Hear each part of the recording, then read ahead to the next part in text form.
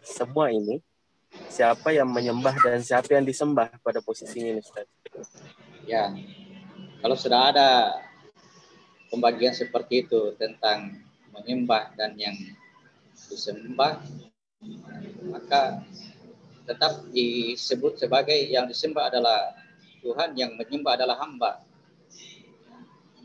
Jadi wilayah pertanyaan ini yang arahnya sebenarnya adalah hal yang tidak dapat dikatakan, karena ini menyangkut rahasia. Kalau sudah tersebut seperti ini, maka tetap yang disembah adalah Tuhan, yang menyembah adalah hamba, karena sudah terurai antara yang disembah dan yang menyembah. Kalau dia tidak terurai, maka itu tidak dapat dikatakan, karena disebut pasti salah. Paham ini ya? Maka disebut rahasia. Disebut rahasia. Ketika aku keluar dari diri yang satu, itu disebut rahasia. Karena disebut Tuhan salah, disebut hamba salah. Tidak boleh disebut. Jadi dia dimensinya belum dapat dikatakan.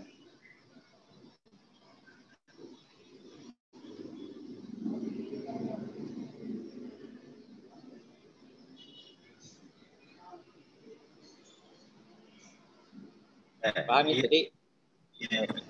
Karena ini memposisikan tadi bahwa di dalam diri kita ini kan ada zat itu. Mengapa tersebut kepada Adam? Karena zat itu yang diberikan kepada Allah, bagian dari rahasia itu. Meskipun pas beralas tuh itu kan pada saat dia di wilayah ruh, ke bawahnya itu kan dikatakan bahwa levelnya ruh ini kan malaikat. Di bawah itu adalah pasti orientasinya adalah pada orang yang salah. Kemudian dicarikan jiwa penyerupaan untuk masuk ke manusia. Tapi pada hakikatnya sama, Ustaz. Dalam artian bahwa zat yang rahasia itu kan juga yang sampai kepada yang nanti rahasia itu. Hanya saya bertanya bahwa apakah ketika kita misalnya sholat, puasa, zakat, itu yang dihambakan itu adalah yang berpasangan atau yang jalur rahasia itu? Ya, itu sembah. Baik. Kita selesai pertanyaan ini. Coba lihat kita gambar kemarin itu di surah 4 ayat 1.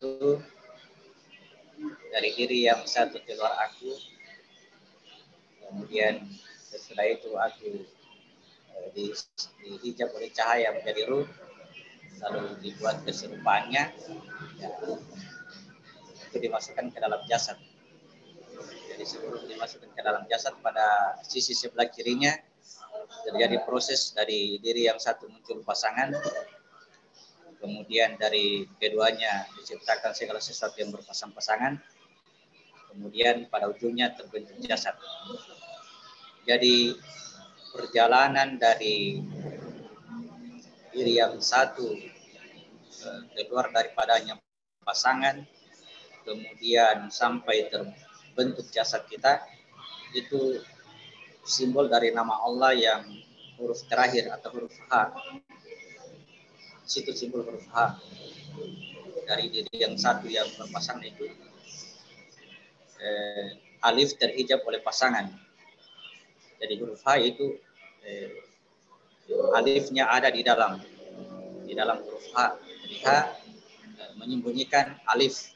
Nah, itulah nama Allah yang huruf terakhir. Sedangkan tadi itu yang dari diri yang satu keluar aku sebagai rahasia, di situ alifnya. Kemudian aku sebagai ruh, di situ lam yang pertama.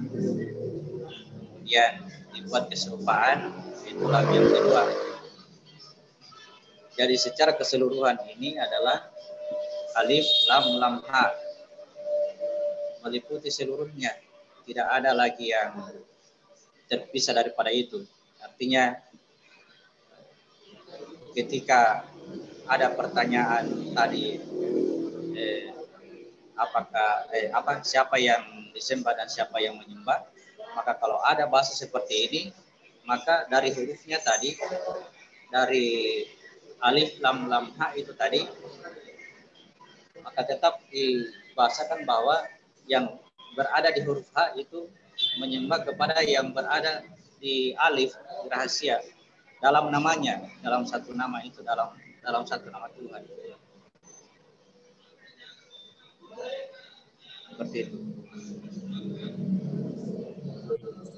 Ustaz, dia adalah ciptaan Ustaz ya. Disebut ciptaan, tetapi ciptaan itu disebut sesuatu, kita sebut dia segala sesuatu, dan Allah itu meliputi segala sesuatu. Ya. Jadi kalau kita sebut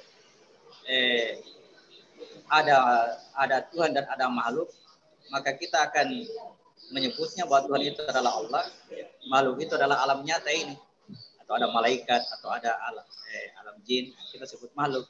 Tetap secara keseluruhan adalah satu diri dari dirinya sendiri. Tidak ada teman baginya. Insya Allah sudah agak ada penerangan di sini. Ya.